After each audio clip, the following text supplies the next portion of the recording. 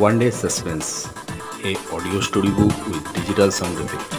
এখনই সাবস্ক্রাইব করে শুনতে থাকুন রহস্য রোমাঞ্চে ভরা গোয়েন্দা কাহিনী, হাস্যরসের গল্প ও নীতিশিক্ষামূলক গল্প। আমাদের ইউটিউব চ্যানেল ওয়ান ডে সাসপেন্সের প্রতিদিনের গল্পের আসরে আজকের গল্প উল্লাস মল্লিকের লেখা একটি অনুগল্প, মন্ত্রীর ফোন। গণেশই প্রথম দেখল দৃশ্যটা। বিছানার চাদরের একটা জায়গা কুঁচকে আছে। দেখার সঙ্গে সঙ্গে শরীরে শিহরণ। জায়গাটা কুঁচকে কেন? তাই তো, মন্ত্রী বসেছিলেন ওখানেই। বেশ কিছুক্ষণ বসেছিলেন। কদিন ধরে খবরটা হাওয়ায় ভাসছিল, মন্ত্রী আসবেন এদিকে, ঘুরবেন পাড়ায় পাড়ায়, সাধারণ মানুষের সুখ দুঃখের কথা শুনবেন। গণেশ কখনো জ্যান্ত মন্ত্রী সামনাসামনি দেখেনি। মন্ত্রী মানে কি আর যে সে কথা? মন্ত্রী মানে অনেক লোকজন, ভক্ত, বডিগার্ড, পুলিশ। মন্ত্রী চাইলে গর্দান নিতে পারে, গর্দান ফিরিয়েও দিতে পারে, কাউকে রাজা করে দিতে পারে, ফকিরও করে দিতে পারে। এক টুস্কিতে কম্ম কাবার। বউ মানে ঝুমকির মাকে বলল, এদিকে নাকি মন্ত্রী আসবেন। ঝুমকির মা তখন ছেলেকে ভাত মেখে খাওয়াচ্ছিল। দুই সন্তান ওদের, প্রথম মেয়ে ঝুমকি, তার কোলে এই ছেলে গুল্লু, সবে 4.5। পাড়ার খিচুড়ি স্কুলে পড়ে। ঝুমকি 10 ক্লাস। ঝুমকির মা বলল, সত্যি আসবেন, বলছে তো সবাই। আজ রবিবার, মন্ত্রী আসার দিন। কাল থেকে মাইকে হাঁকছে, সকাল থেকে মাঝে মাঝে রব উঠছে, এই এলো এই এলো বলে। আর কিছুক্ষণ, হুড়মুড় করে লোকজন বেরিয়ে আসছে। এলাকার নেতারা খুব ব্যস্ত ব্যাকুল হয়ে ঘোরাফেরা করছে। সবারই প্রায় কানে ফোন। গণেশ ভাবে, কার ফোনটা ধরছেন মন্ত্রী? মন্ত্রী এলেন দুপুরের দিকে। তখন কেউ সবে খেতে বসেছে, কারোর খাওয়া মাঝপথে, কারো আবার শেষের দিকে। কেউ বিষম খেলো, কারোর গলায় কাটা ফুটলো, কেউ আর জিভ কামড়ে ফেললো। যে যে অবস্থায় ছিল ছুটল রাস্তার দিকে। গণেশের অবশ্য খাওয়া শেষ হয়ে গিয়েছিল। ভাত, বিউলি ডাল, আলু কুমড়োর ঘ্যাট। অন্যান্য রবিবারে একটু আশের ছোঁয়া থাকে, ওই নাইলন টিকা কিংবা ভোলা। আজ মন্ত্রী করে বাজার যাওয়া হয়নি। মেয়েটা মাছ ভালোবাসে, একটু খুঁতখুত করছিল। মেয়ের মা বকুনি দিল, দেখছিস না বাবার অবস্থা, কাজ বন্ধ 2 মাস। রাস্তার দুধারে লাইন দিয়ে দাঁড়িয়েছিল সবাই। তারই মধ্যে একটু জায়গা করে দাঁড়ালো গণেশ। কোলে গুল্লু, ছেলেকে মন্ত্রী দেখাবে। মা মেয়েও এসেছে, ঠেলাঠেলি করে একটু জায়গা করে নিয়েছে। হঠাৎ একটা হই হই, তারপর সবাই চুপ। ওই তো মন্ত্রী এসেছেন। লম্বা, ফর্সা, কালো চুল, ঝকঝকে চশমা, সাদা পাজামা পাঞ্জাবি। কেউ শাক বাজাচ্ছে, কেউ উলু দিচ্ছে। মন্ত্রীর বডিগার্ডের হাতে বন্দুক। একদল ছেলে মেয়ে মন্ত্রীর সামনে হুটোপাটি করছে। সবার হাতে ফোন, না হয় ক্যামেরা। ওরা সব রিপোর্টার। মন্ত্রীর জোর হাত, হাসি হাসি মুখ। কি সুন্দর দেখতে মন্ত্রীকে। অপলক তাকিয়ে থাকে গণেশ। কয়েকটা মুহূর্ত মাত্র।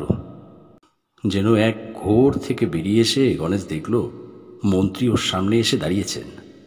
হাত বাড়িয়ে কোলে নিতে চাইছেন গুল্লুকে। কতক্ষণ বসেছিলেন মন্ত্রী তার ঘরে?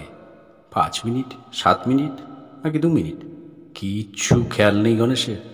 গুল্লুকে কোলে নিয়ে মন্ত্রী বললেন, আপনার বাড়ি কোথায়? বেশ ঘাবড়ে গিয়েছিল গণেশ। কোনো রকমে বলল, এই তো। মন্ত্রী বলল, চলুন একটু রেস্ট নেওয়া যাবে, অনেকক্ষণ হাঁটছি। পাড়ার নেতা কুশল বলল, স্যার আর একটু গেলেই পার্টি অফিস, ওখানেই তো রেস্ট নিতে পারতেন। না না, এখানেই একটু বসি। মন্ত্রী সোজা চলে এলেন গণেশের বাড়িতে। গণেশ বলল মহা ফ্যাসাদে, মন্ত্রীকে বসতে দেবে কোথায়? একটা প্লাস্টিকের চেয়ার আছে, তাও ভাঙা। অগত্যা বিছানাতেই বসলেন মন্ত্রী। সব্বার নাম জিজ্ঞাসা করলেন। ছেলেমেয়েরা কি পড়ে, পড়াশোনায় সমস্যা আছে কিনা, এমন অনেক প্রশ্ন। হাত জোর করে উত্তর দিল গণেশ। তার ঘরে থই থই লোক, উঠোনও ভর্তি। প্রচুর ছবি উঠছে। 2 মাস গণেশের কাজ নেই শুনে মুখ চুকচুক শব্দ করলেন মন্ত্রী। তারপরই উঠে পড়লেন। সঙ্গের একটা লোককে বললেন গণেশের ফোন নাম্বারটা নিয়ে নিতে। যাওয়ার আগে বলে গেলেন, চিন্তা নেই, সব ঠিক হয়ে যাবে। বললেন ফোন আসবে গণেশের ফোনে 2-1 দিনের মধ্যেই, ব্যাস মুশকিল আসান। মন্ত্রী চলে যাওয়ার কিছুক্ষণ পর গণেশের নজরে পড়ল দৃশ্যটা। বিছানার চাদরের একটা জায়গা কুঁচকে আছে। সঙ্গে সঙ্গে ঝুমকির মাকে ডেকে দেখালো, এই দেখো মন্ত্রী বসেছিলেন ওইখানে। ঝুমকির মাও খুব অবাক, উমা তাই তো। রাতে তক্তপোষে গণেশ শোয় ছেলেকে নিয়ে, ঝুমকির মা ঝুমকিকে নিয়ে মেঝে। রাতে গণেশ ওই কুচকানো জায়গাটা বাঁচিয়ে খুব সাবধানে শুলো, ঘেটে না যায়। রাতে ভালো ঘুম হলো না তার, খালি মনে হচ্ছে হাত পা পড়ে যাচ্ছে না তো। পুরনো রংচটা ফোনটা মাথার কাছে নিয়ে শুলো। মন্ত্রীর ফোন আসার সময় অসময় হয় নাকি, মাঝরাতেও আসতে পারে। সারা রাত কান খাড়া, এলো নাকি মন্ত্রীর ফোন। সকালে উঠেই ভালো করে দেখলো গণেশ, ঠিকই আছে, কেবল ধারের দিকের 2-1টা কোচ একটু যেন সমান হয়ে গেছে, বাকি সব ঠিকঠাক। পরদিন অনেকেই গণেশের বাড়ি এলো। সবার একটাই প্রশ্ন, ফোন এসেছিল মন্ত্রীর? আসেনি শুনে বলল, আসবে আসবে, মন্ত্রীর কি একটা কাজ, 2 দিন যাক। 2 দিন গেল, 4 দিন গেল, 6 দিন গেল, ফোন এলো না মন্ত্রীর। 10 দিনের মাথায় ব্যালেন্স শেষ। মন্ত্রীর ফোন আসবে বলে ফের রিচার্জ করতে হলো।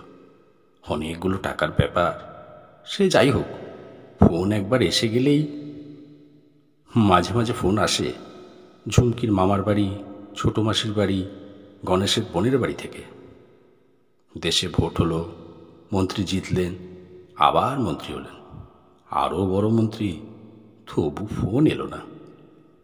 এদিকে রোজ রাতেই ওই কোচকানো জায়গাটা বাঁচিয়ে গণেশ শোয়, জেগে থাকে, কান থাকে টনকো, ঘুম হয় না, শরীর ভাঙে।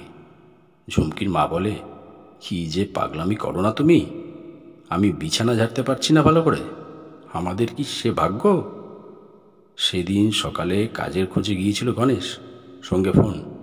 বেলায় ফিরল, কাজের ব্যবস্থা হয়নি, ফোনও আসেনি। মাথাটা গরম, নজরে পড়ল জায়গাটা, নিকুচি করেছে, থাবড়ে মসৃণ করে দেবে বিছানার চাদর। হাতটা বাড়াতেই ফোনটা বেজে উঠল।